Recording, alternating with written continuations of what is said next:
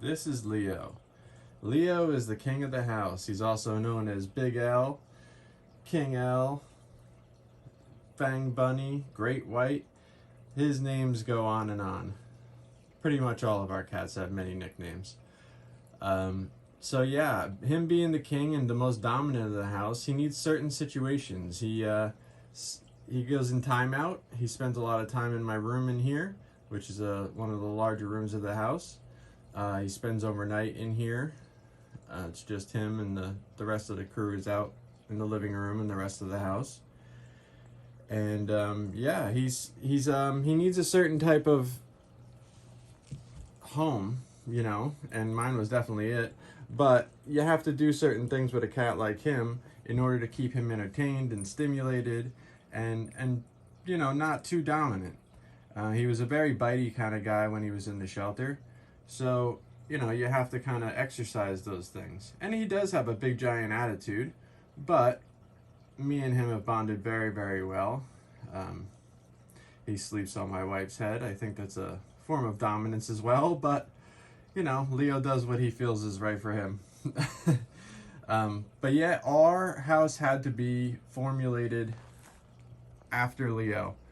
It more or less had to have its own flow based on the start of being Leo. When Leo came into our house, he was the youngest, and he was surrounded by my elderly crew. Since then, my elderly crew have all passed, and now he's the OG. So when I first brought him in, I had to find something that would match his energy level. And that was Ernie. We'll get into Ernie a little later on another video, but he needed something to match his energy level, which is very, very important when you're bringing in new cats, is to make sure that you match temperaments. People will say you should bring home a kitten, or you should bring home a this, or a male or a female. The most important thing you can do is match the temperament of your cat.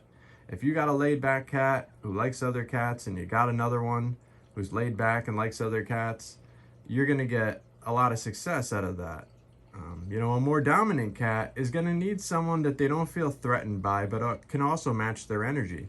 So sometimes a dominant cat is benefited by a young spunky kitten that will just kind of follow them around and learn the ways of the world from the ways of the house from, the king. Who better to learn from?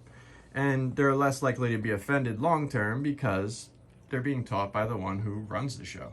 So it tends to work out pretty well. And I don't say kittens are the best go overall. However, in his situation, it was needed. Ernie at the time was about 8 months old, 9 months old. But again, we'll get to Ernie on another video. Big L. So yeah, that's my boy Leo.